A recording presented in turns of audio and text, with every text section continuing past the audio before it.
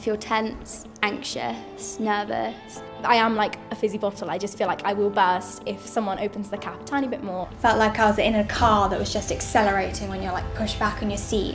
Everyone has the idea that it's supposed to be stressful, and that almost makes you more stressed.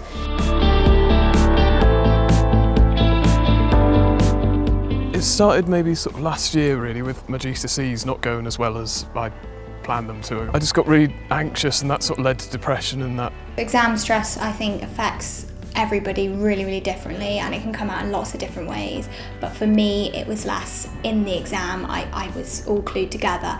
It was more the build-up, and also after the exam, that's when I got really stressed, because I'd be picking apart my answers and mulling over everything in my head, and I could not let go of maybe just one little mark that I'd lost. I couldn't change anything, so I had no control over it, which just made me feel really, really stressed, because I just felt totally helpless.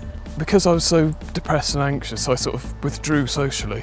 So I lost all contact I didn't speak even to my parents for about weeks on end. It would just be, I'd say maybe 3 or 4 words in a day. And it was difficult to even sort of pick up the phone and just talk to people, really. I was trying to be perfect, and then there was a point where you can't get any better, and you lose that control, and like my whole world just kind of fell apart. I couldn't do anything. I couldn't do simple tasks, and from like just stuff like getting the bus and everything would make me really anxious, and I wouldn't want to do it, and I didn't feel I could do it. Like not just mentally, I just physically, some days I just couldn't even stand up. I just felt that anxious and taken over. I didn't think any people would understand, so I just kept it to myself. So I think the most important thing for people who have exam stress to know is just that they're not alone, that so many people are going through it. Focus the best you can, even though it's difficult. Find the best revision technique for you.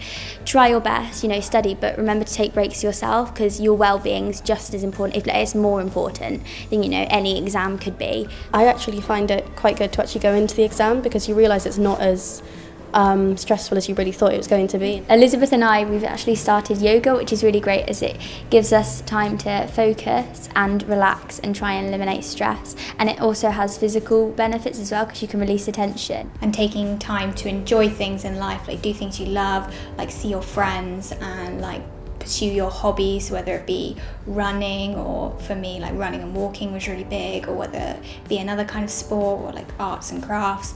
Just have a good balance. You can't be working all the time. You need to have a mixture of things in your life. Take the time to step back and evaluate what problems you have, what could be causing this, why do you feel like this, are you doing certain things? And if you can talk to someone, that's great really, just being able to share. Two minds are better than one.